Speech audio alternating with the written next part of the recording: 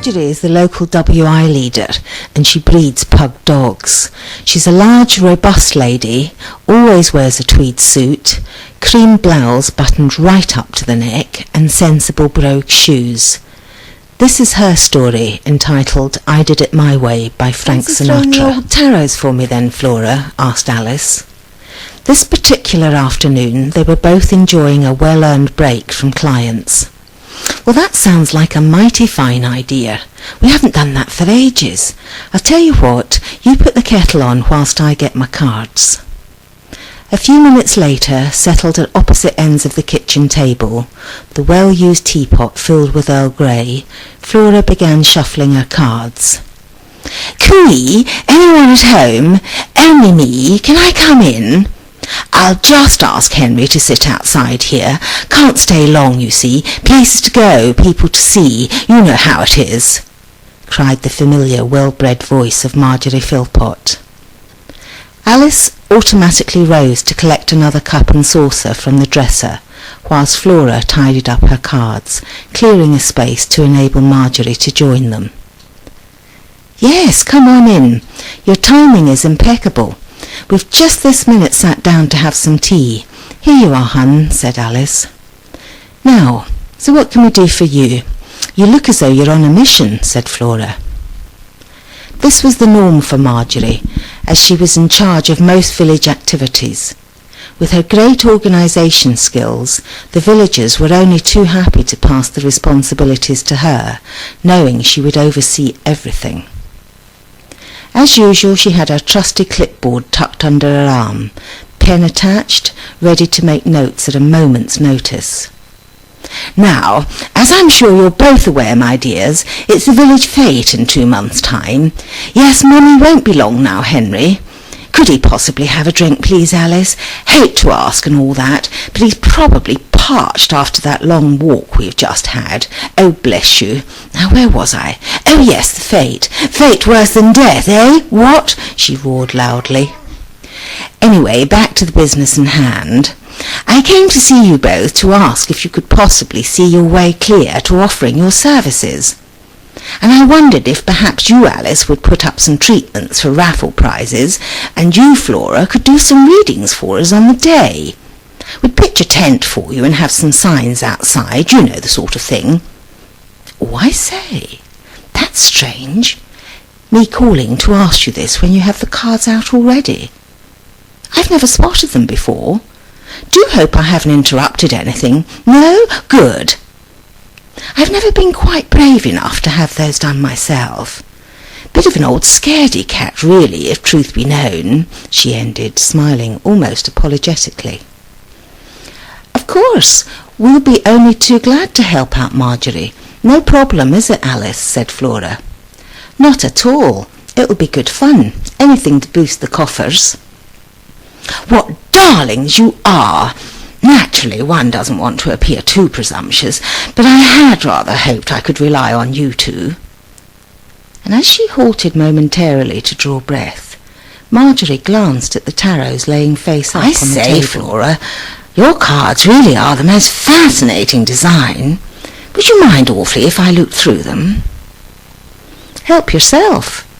In fact, why don't you shuffle them and I'll do a quick reading for you, Flora said encouragingly, pushing the cards towards her.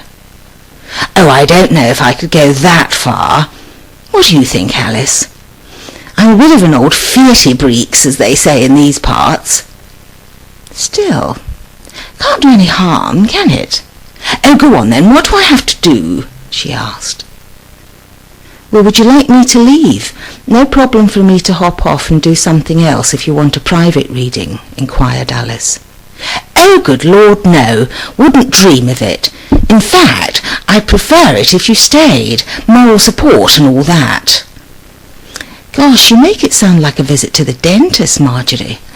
If you're the least bit unsure, then we won't throw them. I don't want you to feel pressurised. It was Flora's personal belief that no one should have their cards read unless they were absolutely sure. Quite understand, old thing, but really quite intrigued now. Let's make a start, shall we? Flora had removed the relevant significator, the Queen of Swords, from the pack, laying it in the centre of the table. Having shuffled the cards herself, she then passed the pack to her client. "So what next? Is it my turn to shuffle now?" "Yes, if there's anything you want to ask, just keep thinking of that, or if there's nothing specific, then try and clear your mind and concentrate on the cards themselves. And just stop shuffling whenever you're ready," replied Flora, refilling their teacups. "Goodness me, these cards are larger than playing cards, aren't they? Not very good at shuffling, I'm afraid. Still, it shows I haven't had a misspent youth, what?" She laughed, almost nervously.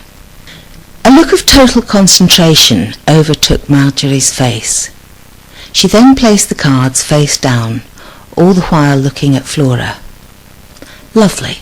Now, with your left hand, could you split them into 3 piles, please? You won't get them all the same, so don't worry about that."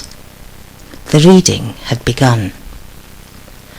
Flora spent some time talking through both current and future events going on in Marjorie's life. "So how can you possibly know all of this? There are things you've mentioned that only I know of. How does she do it, Alice?" Alice merely smiled in response. She, above all others, knew of Flora's extraordinary gift, and although had long since ceased to be astounded by it, still found it fascinating. "Now, this is concerning your past. I have to admit I'm a bit confused here. I have this man who's thankfully no longer in your life. I'll describe him to you. He's quite tall, with thinning grey hair and a ruddy complexion, probably a bit too fond of the old demon drink. I can tell by his body language, his stance I mean, that he could be a bit of a bully. He's got his hands thrust in his pockets and is jingling small change and rocking back and forth. No physical abuse, you understand, but just used to getting his own way. But that's no longer the case. He was very money-orientated when you knew him, materialistic type, only interested in money, and yet managed to come across as positively charming when he wanted to. It's almost sad. However, I don't feel sorry for him. He figured heavily in your life at that time. Was he a partner? No. I was married to him once. His name's Guy. It's definitely him. Your description fits him like a glove," replied Marjorie meekly. Flora and Alice were taken aback at this admission. Ever since she'd arrived in the village, several years ago now, it was an accepted local assumption that she'd always been a spinster.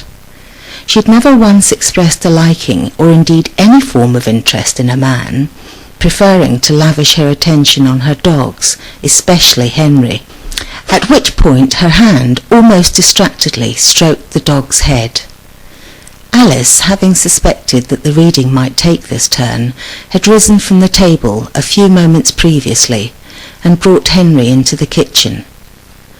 Under normal circumstances he was banned from their kitchen, but this certainly was not normal circumstances. This chap's had some terrific karma thrown at him. There's been one huge chunk of justice doled out here. You are certainly better off without this man. I think it best that you don't meet up with him again. He's very resentful towards you, Flora warned. Marjorie was clearly upset by this time. Her face had become quite drawn, and there were silent tears rolling down her cheeks. "If you want me to continue, it's not a problem, but I really think we should stop now," said Flora sympathetically. "I'm so sorry. It wasn't my intention to make you cry, Marjorie." "No, it's not your fault, Flora dear. It took me by surprise, that's all," she sniffed. "I feel such a complete fool, breaking down like this. Not my style at all. I'd no idea that you'd see so much of my past. Does this sort of thing happen often?" "Yes, more than you'd think. Believe me, you're not the first to cry, and you certainly won't be the last," Flora said, trying to make her feel more at ease. "It "It's important for you to know that whatever's said today will never be repeated," said Alice, giving Marjorie's shoulders a reassuring squeeze. "He was such a bully." "You were right, though, about the justice, I mean." She was smiling now. "Would you like to hear what happened?" "Well, only if you feel up to it. We don't want you getting upset again by telling us."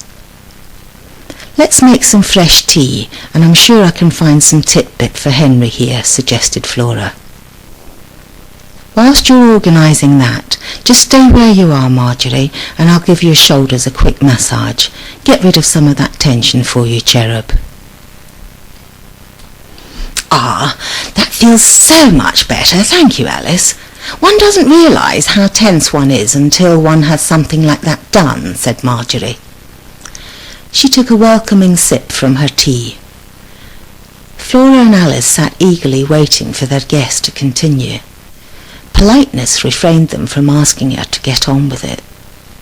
Eventually she began her story.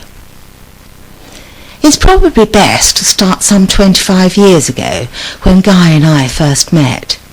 He seemed a decent sort of chap, right background, etc.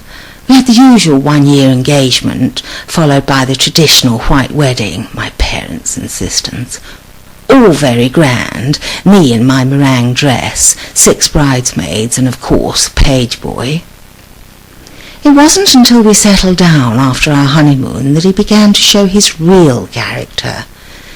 It was just that he was so mean, something I cannot abide myself. Watching every penny that I spent on clothes, housekeeping, you know, the sort of thing.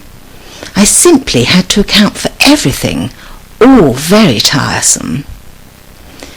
He was in charge of all the money.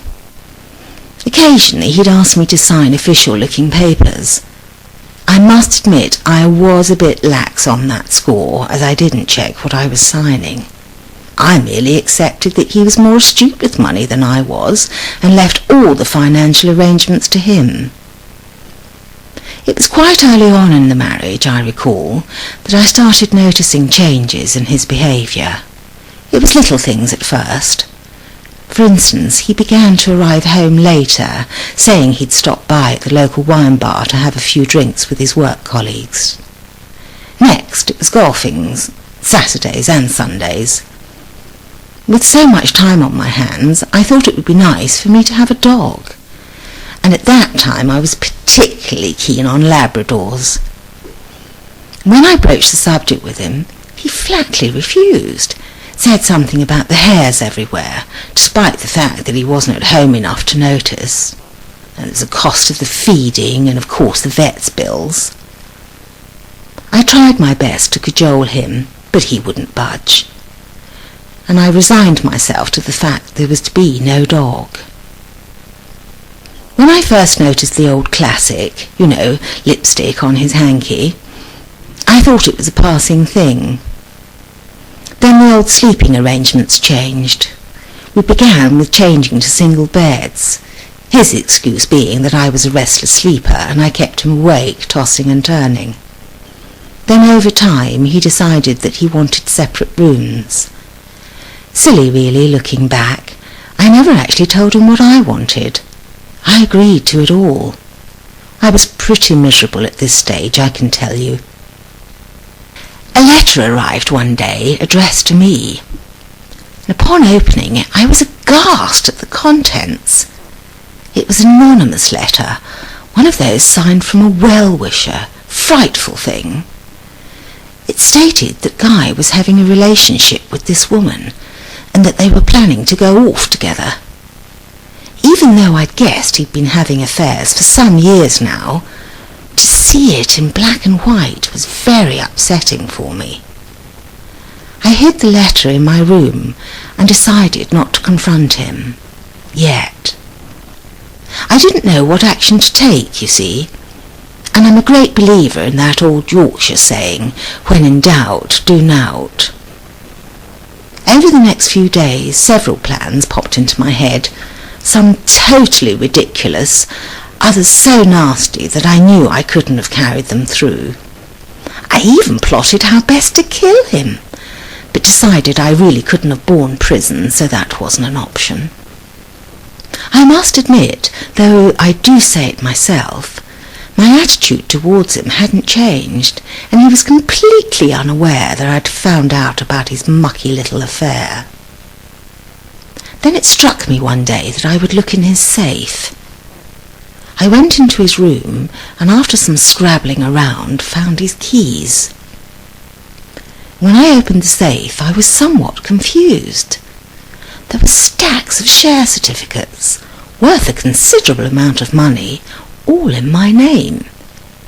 He'd even opened up a bank account in my name. I presumed this was for tax evasion purposes. It took some time to sink in. And just as I was about to return the certificates and the bank statements, I spied a bundle of letters tucked right at the back of the safe. Taking them over to the window, with the sun shining through, I saw they were signed from someone calling themselves Bunnykins. She'd written how she couldn't wait to be with him, how excited she was at the prospect of them living together in Barbados. Really, I ask you, Barbados.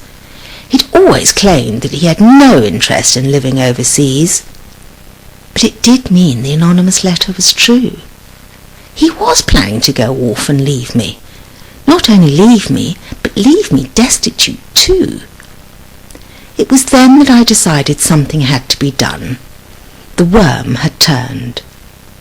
I carefully replaced the love letters exactly the way I had found them, as well as the share certificates. And one bank statement, just one mind you, I kept back. Fortunately, he'd used a local bank with his office address for mailing purposes, and I telephoned to make an appointment with the manager. Being such a good customer, well, news to me until my recent discovery, I arranged to call and see him later that same afternoon. He greeted me most warmly.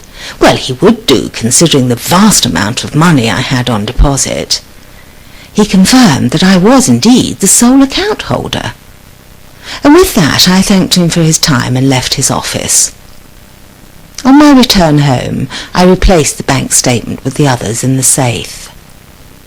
The next few days were agonizing. Then I had a brainwave. My next port of call was to a friend of mine whose husband was a printer. I told her the whole sorry business. She was awfully good, made all the right noises, what a bastard he was, etc., but how could she help? And it was at that point I told her my plan. It wasn't so much her help that I needed, but her husband's. I wanted him to print replicas of the share certificates. She agreed wholeheartedly and suggested that I come back that evening to speak to her husband. I duly returned that night with a sample certificate. At first he wasn't too keen. Well, I suppose I was asking him to do something pretty dodgy, as they say, but between the two of us we finally managed to persuade him, and I was to collect the copies the next evening. The following night, with the copies tucked up safely in my handbag, I returned home. I replaced the original certificate back in the safe and hid the counterfeits in my underwear drawer, somewhere Guy would never look. Next morning I telephoned Robert, an acquaintance of Guy's, and asked if he was free for lunch the next day. Somewhat surprised, he said he'd be delighted, and we opted for a small Italian place close to his office and arranged a time. At 1 o'clock on the dot, Robert walked through the restaurant to find me sitting there waiting for him. After the customary polite inquiries re health, his family, etc., I then said there was something I wanted him to explain to me. And once I had received his assurance of complete discretion on his part, I divulged my plan. There was no cajoling this time. Guy had swindled Robert out of a considerable sum of money some years back, and he'd never managed to get even. He was only too willing to help out, especially as it meant the downfall of Guy. I told him I wanted to trade the shares for cash and that I'd had copies made. And it was at this point I produced a sample. Robert was most impressed, said anyone would be hard pushed to distinguish the originals from the counterfeit. I agreed that the printer had indeed done a marvellous job. He asked me if he could keep the originals. I asked for a receipt. Well, it was the genuine articles I was handing over. And having stressed the urgency upon him, he told me that he would be in touch within the next few days. Returning home, I then placed the duds in the safe. Guy was still none the wiser. I'm still not sure how Robert managed it all, but he is an absolute wizard with these matters, and the upshot was that he telephoned me within the 2 days and asked where I would like the sale of the shares to be placed. Naturally, I asked for cash. He said that would be tricky, but he'd think of a way. Surprisingly enough, I had the cash before the week was out. As I said, Robert truly was a wizard. Said he'd thoroughly enjoyed every moment and wished me the best of luck. My next task was to look for a property with immediate possession. Being an outright cash buyer, this did not present too much of a problem. I told Guy I was setting off to see an old friend for a couple of days, to which he hardly raised an eyebrow. I had an idea that I'd plump for Lochverurie. When I was a child, I'd spent one summer here with an old maiden aunt of mine and adored the place. So I came up here, viewed the retreat, fell in love with the house, and immediately put in a successful offer. I now had somewhere I wanted to live, with no mortgage. Upon my return, I regularly took out huge lumps of cash from the local bank, and having set up an account in the name of Marjorie Philpott in another town, was busy depositing the cash. I had only just over a month to accomplish this, as I had noticed that Guy had received a monthly statement to his office. It was round about this time that Guy finally plucked up the courage to ask for a divorce. I could tell by his attitude that he'd braced himself for my reaction. Being one step ahead of him, however, I agreed in almost an offhand manner. I could tell he was somewhat taken aback. But by this time I'd completely cleaned out the local account, the entire balance deposited in my new bank account, along with the remains of the share money. At last I was a woman of means. And having remembered an old school chum of mine was a solicitor, I'd already been in touch with her, and she'd agreed that she could get me a quickie divorce. She then liaised with the local solicitor and even managed to take care of the conveyancing up here. I thought it best not to hang around for Guy to find out what I'd done. I simply said goodbye to him one morning as usual, packed a few necessary things in a suitcase, and hopped on the train to Lochverurie. And once settled in the retreat, I then brought dear old Henry here, and have bred these lovely creatures ever since. The two listeners were lost for words. Eventually it was Flora that broke the silence. "Well, who'd have thought it? You really are quite amazing, Marjorie." "That's got to be one of the best karmic lessons I've heard in a long time," replied Alice. "I do feel better having told you both the whole episode. They say confession is good for the soul. I would appreciate it, though, if you could both keep it under your hats, so to speak." "Well, that goes without saying, Marjorie. Your secret is safe with us, don't you worry." "Well, this won't do, will it? Sitting here drinking tea all day. I must be off to recruit more help for the fete. Thank you both once again for listening. Oh, one thing. I'd appreciate it if we never spoke of it again. Doesn't do to keep harping back to the past, does it? Come along, Henry. The Patels are next on my list to ask if they'll display the fate poster in their shop." Marjorie and Henry set off. Flora and Alice waving goodbye with renewed respect for this truly remarkable woman.